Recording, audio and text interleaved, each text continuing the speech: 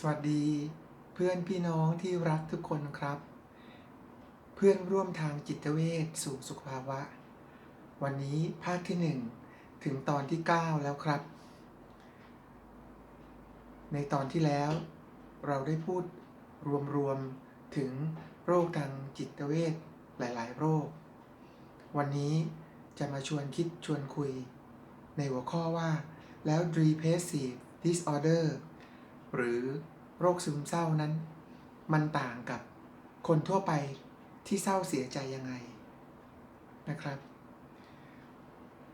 การสูญเสียนะครับไม่ว่าจะในเรื่องของ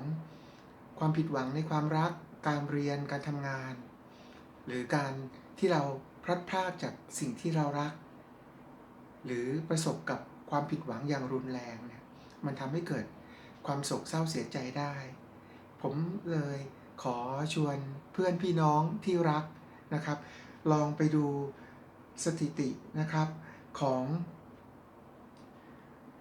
กรมสุขภาพจิตนะครับที่บันทึกไว้ในเดือนมิถุนายน 2562 นะครับโดยทางกรมสุขภาพจิตเราท่านได้ระบุถึงสถิติจากองค์การอนามัยโลกหรือ WHO นะครับ World Health Organization นะเขาได้ระบุว่าในปีคริสตศักราช 2017 นะครับมีผู้ป่วยเป็นโรคซึมเศร้า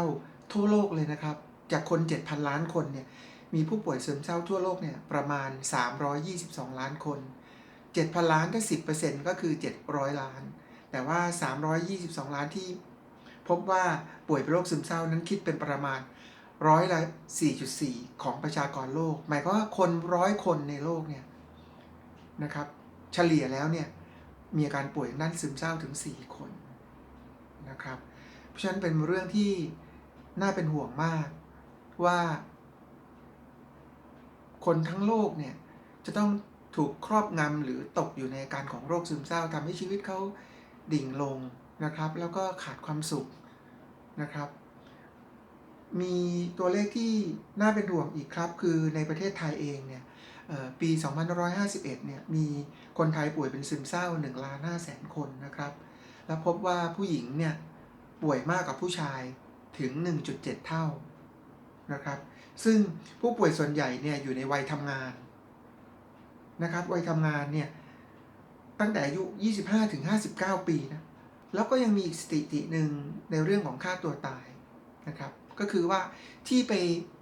มีการเสียชีวิตแล้วก็ได้ลงประวัติว่าเป็นการฆ่าตัวตายเนี่ยปีหนึ่งประมาณ 4,000 คนแต่จริงๆแล้วเนี่ยก็มีข้อมูลเพิ่มเติมว่าที่เขาฆ่าตัวตายแต่เขาไม่อยากลงเป็นสถิติฆ่าตัวตายเพราะเสียประวัติกระทบกระเทือนถึงครอบครัวเขาเนี่ยอีก 3,000 กว่าคนเพราะฉะนั้นปีหนึ่งโดยเฉลี่ยในระยะเวลาช่วง 2-3 ปีมานี้เนี่ยมีสถิติการทำร้ายชีวิตฆ่าตัวตายเนี่ยในประเทศไทยถึงประมาณ 7,000 คนนั่นหมายความว่าปีหนึ่ง300 กว่าวันเนี่ยทุกๆวันอย่างต่อเนื่องตลอดทั้งปีเนี่ยมีคนทำร้ายชีวิตตัวเองถึง20 คนนะฮะในประเทศของเราซึ่งรุนแรงมากเลยนะครับถ้าเทียบกับไวรัสหรืออาการป่วยอื่นเพราะฉะนั้นเนี่ยจึงเป็นประเด็นว่าวันนี้เราอยากจะมาเรียนรู้ร่วมกันว่าเอ๊ะแล้วถ้าอย่างนั้นคนทั่วไปที่เขาซึมเศร้าที่เขาเสียใจเนี่ยมันจะแตกต่างกับอาการของโรคซึมเศร้าอย่างไรนะครับเลยขออนุญาตเชิญชวนเพื่อนพี่น้องที่รักนะครับเราลองมาเรียนรู้ร่วมกันนะครับว่าเอ๊ะแล้วถ้าคนทั่วไปเสียใจจุดบ่งชี้ไหนล่ะที่จะบอกว่ามันเริ่มจะมีโอกาสสุ่มเสี่ยงนะครับที่จะเป็นโรคซึมเศร้านะครับก็คือมีอาการหดหู่เสื่องซึมซึ่งเดี๋ยวเราจะได้คุยกันต่อไปแต่อาการเหล่านี้มันเป็นต่อเนื่องทุกวันไปถึง14 วันหรือ2 สัปดาห์ต่อเนื่องเลยอย่างนี้ก็คือเริ่มควบคุมไม่ได้แล้วนะครับเพราะฉะนั้นตั้งแต่14 วันขึ้นไปเนี่ยก็ควรที่จะได้เข้าไปพบจิตแพทย์เพื่อขอคำแนะนำในการดูแลหรืออาจจะไปถึงการรักษาถ้าได้รับการวินิจฉัยว่ามันมีอาการเริ่มต้นของโรคซึมเศร้าแล้วนะครับโดยอาการที่พูดถึงว่าติดต่อกัน14 วันเนี่ยมันมีอาการอะไรบ้างนะครับ มันก็แบ่งเป็น 3-4 ด้านหลักๆนะคือในด้านของอารมณ์นะฮะหรือความรู้สึกเนี่ยนะครับก็จะรู้สึกเศร้าตลอดเวลานะครับไม่สามารถควบคุมอารมณ์เศร้าได้โรคแล้วมันคุมไม่ได้น้ำตาไหลพรากเลยอย่างผมเองช่วงที่มีอาการซึมเศร้านะครับแค่ร้องเพลงเพราะสักเพลงหนึ่งหรือฟังเพลงเพราะสักเพลงน้ำตามันไหลพรากออกมาไม่หยุดเลยครับหรือคุยกับเพื่อนหรือคนใกล้ชิดอยู่ดีๆพูดแค่บางเรื่องเนี่ยน้ำตามันไหลไม่หยุดเลยแล้วก็บังคับให้หยุดไม่ได้ด้วยนะครับซึ่งขณะที่เรามีอาการเราไม่เข้าใจตัวเองหรอกครับเพราะว่าระบบสมองความคิดมันเริ่มแปรปรวนแล้วแต่คนรอบข้างเนี่ยนะครับหรือผู้ดูแลเนี่ยจะสังเกตเห็นแล้วปกติไม่เคยเป็นอย่างนี้นะคือยังคุมตัวเองได้นะครับแล้วก็อีกข้อหนึ่งนะครับในเรื่องของอารมณ์ก็คือบางทีก็หงุดหงิดฉุนเฉียวง่ายนะครับเคยสนใจเรื่องอะไรต่างๆที่เองชอบตัวเองสนใจอยู่กลับไม่สนใจแล้วกลับเฉยเมยลงไปซะแล้วนะครับแล้วก็รู้สึกว่าติดขัดทางความคิดรู้สึกอึดอัดรู้สึกผิดว่าตัวเองนี่ผิดนะครับไร้คุณค่าอย่างเคยทำอะไรได้ขณะนี้รู้สึกว่าไม่สำเร็จเฟลนะฮะตัวเราเริ่มไม่มีความหมายคราวนี้ในทางความคิดเนี่ยนะครับก็จะเริ่มมองโลกแง่ร้ายไปหมดเลยอย่างผมช่วงที่มีอาการซึมเศร้าเนี่ยเขาพูดเรื่องอะไรดีๆผมหาข้อเสียได้หมดมองแง่ร้ายได้หมดเลยมองอะไรผิดไปหมดเลยนะครับอันนี้ก็เป็นข้อสังเกตข้อหนึ่งนะครับแล้วก็เฉยชานะครับเริ่มตำหนิตัวเองอย่างรุนแรงแล้วนะครับสมาธิก็ไม่ค่อยได้แล้วจะคิดจะจดจ่อเรื่องอะไรไม่ค่อยได้นะความจำก็ลดน้อยลงนะครับ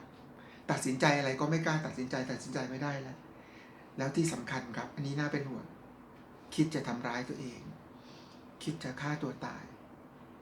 ซึ่งการรับมือกับเรื่องเหล่านี้เดี๋ยวเราจะได้คุยกันในตอนต่อๆไปแต่นี่คือให้สังเกตอาการก่อนนะครับแล้วในด้านการกระทำครับอันนี้ชัดเลยปลีกตัวเองออกไปเริ่มโดดเดี่ยวตัวเองนะครับแตกแยกออกไปนะครับไม่ค่อยอยากจะพูดคุยไม่ค่อยอยากจะสื่อสารกับใครและเก็บตัวนะครับแล้วก็แน่นอนครับไม่สนใจรูปร่างหน้าตาตัวเองจะล้างหน้าแปรงฟันหรือไม่นะครับแล้วก็ทำอะไรก็เคลื่อนไหวช้าลงอย่างผมเองในทางร่างกายนี่จากประสบการณ์ผมนะครับซึ่งผู้ป่วยผู้ฟื้นฟูแต่ละคนมีความแตกต่างกันอย่างผมเนี่ยเวลาหมดแรงท้อแท้หมดอะไรตายอยากนอนติดเตียงเลยนะครับในแง่พฤติกรรมการกระทำนะครับแต่สำหรับบางคนก็จะมีอาการนอนไม่หลับหรือถ้าหลับก็หลับมากเลยไม่อยากลุกจากเตียงไม่มีแรงจูงใจที่จะไปทำอะไรแล้วนะครับแล้วก็ถ้าเรื่องของการกินเนี่ยบางคนก็จะกินมากผิดปกติเลยหรือบางคนก็ไม่กินเลยนะครับนั่นคือเหตุผลให้น้ำหนักตัวถ้าไม่เหวี่ยงขึ้นมากก็น้ำหนักลดหวบเลยอย่างนี้นะครับก็จะสังเกตเห็นได้ชัดแล้วก็อันนี้พูดคุยได้นะครับสำหรับผู้ที่บรรลุนิติภาวะแล้วความต้องการทางเพศหรือเพศสัมพันธ์มันจะน้อยลงไปด้วยเพราะจิตใจมันห่อเหี่ยวแล้วมันไม่ได้ไป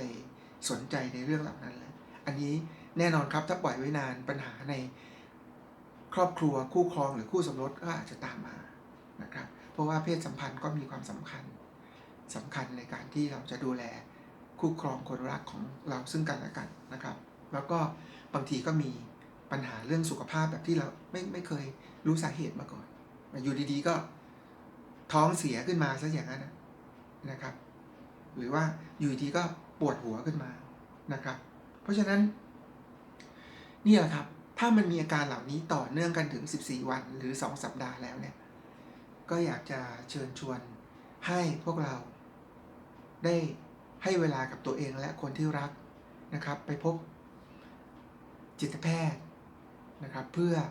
รับฟังแล้วก็วินิจฉัยอาการจะได้ดูแลกันต่อไปจะไม่ลามจะไม่เป็นไปมากกว่านั้นนะครับจะไม่ต้องมาวนเวียนอยู่กับการกำเริบของอาการอยู่บ่อยครั้งนะครับซึ่งจิตแพทย์ในเมืองไทยเนี่ยในปัจจุบันเนี่ยท่านก็รักษาความลับของผู้ป่วยอย่างดีตลอดมาแล้วก็พัฒนาไปแม้กระทั่งซองยานะครับก็ไม่มีชื่อโรงพยาบาลก็เป็นซองเปล่าๆนะครับ แล้วก็ถ้าเรารู้สึกว่าการไปพบจิตแพทย์นั้นน่าอับอายผมอยากจะบอกว่าโอ้โรงพยาบาลจิตเวชในปัจจุบันนั้นสวยงามทันสมัยนะครับแล้วก็ให้ความรู้ความเข้าใจกับประชาชนคุณหมอนะครับถึงแม้จะมีคนไข้มากแต่ท่านก็มีจิตเมตตาพร้อมที่จะรับฟังเรานะครับแล้วก็ถ้าท่านข้ามพ้นสิ่งกีดขวางเหล่านี้ไปได้แล้วท่านไปพบจิตแพทย์แล้วคุณหมออาจจะวินิจฉัยว่ามันเป็นแค่อาการซึมเศร้าเล็กน้อยอาจจะไม่ได้ถึงเป็นโรคซึมเศร้าก็ได้คุณหมอก็จะแนะนำให้ดูแลไปตามอาการที่ปรากฏในขณะนั้นนะครับเพราะฉะนั้นผมขอส่งความปรารถนาดีและพลังใจถึงเพื่อนพี่น้องทุกท่านนะครับท่านใดที่สงสัยอาการตัวเองเรามีตัวช่วยครับเรามีจิตแพทย์ที่ดีที่อุทิศตัวอีกมากมายเหมือนกับคุณหมอที่เสียสละชีวิตแล้วก็อุทิศตัวเพื่อรักษาผู้ป่วยติดเชื้อไวรัสรุนแรงเหล่านี้ครับเหมือนกันจิตวิญญาณของแพทย์นั้นก็อยากช่วยอยู่แล้วนะครับแล้วก็คนในครอบครัวก็เป็นห่วงเป็นใยเรานะครับหรือไม่มีใครเป็นเพื่อนไปเองเลยครับเพราะอะไรเพราะวันที่เราเข้มแข็งกลับมาใช้ชีวิตได้สดชื่นคนที่มีความสุขคนแรกก็คือตัวเรานะครับเพราะฉะนั้นขอเป็นกำลังใจให้เพื่อนพี่น้องจับมือไว้แล้วก้าวไปสู่สุขภาวะด้วยกันปัญหาความทุกข์ใจความยากลำบากและอุปสรรคของท่านผมเข้าใจทราบซึ้งดีครับเพราะผมวนเวียนอยู่ในการป่วยของโรคจิตเวชถึง25 ปีเพราะผมไม่เข้าใจกระบวนการ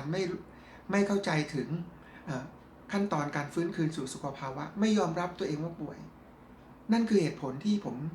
เมื่อมีโอกาสฟื้นคืนมาได้แล้วในวัย50ปลายแล้วเนี่ยผมไม่อยากเห็นเพื่อนพี่น้องคนไหนนะครับต้องมาป่วยวนซ้ำป่วยซ้ำป่วยซากอยู่อย่างผมนะสูญเสียชีวิตในวัยรุ่นวัยทำงานไปเพราะอาการของโรคอยากเห็นท่านกลับมามีชีวิตที่สดใสมีความสุขนะครับแล้วก็ใช้เวลาการรักษาที่ไม่ยืนยาวมากนักแล้วสามารถกลับไปสู่การเรียนกลับไปสู่การทำงานกลับไปสู่การใช้ชีวิตครอบครัวและคืนคนที่น่ารักกลับไปให้ครอบครัวของท่านคืนความเชื่อมั่นความภาคภูมิใจในตัวเองกลับมาสู่ตัวท่านอีกครั้งหนึ่งนะครับเพื่อนร่วมทางจิตเวชสู่สุขภาวะขอเป็นกำลังใจให้ท่านและเราจะพบกันอีกในตอนต่อไปนะครับอย่าลืมนะครับถ้าเห็นว่าดีและมีประโยชน์อยากจะติดตามต่อเนื่องเราออนไลน์ตอนใหม่ๆทุกวันอาทิตย์อังคารและพฤหัสเพื่อนพี่น้องสามารถกดติดตามได้นะครับหรือถ้าเห็นว่าเป็นประโยชน์และห่วงใยเพื่อนคนใกล้ชิดเราก็กดแชร์แบ่งปันไปนะครับเพื่อเกื้อกูลกันให้สังคมของเราเป็นสังคมแห่งความรักความห่วงหาอาทรนะครับเริ่มต้นที่เราได้ทุกคนทุกๆวันแล้วพบกันใหม่ในตอนหน้าครับสวัสดีครับ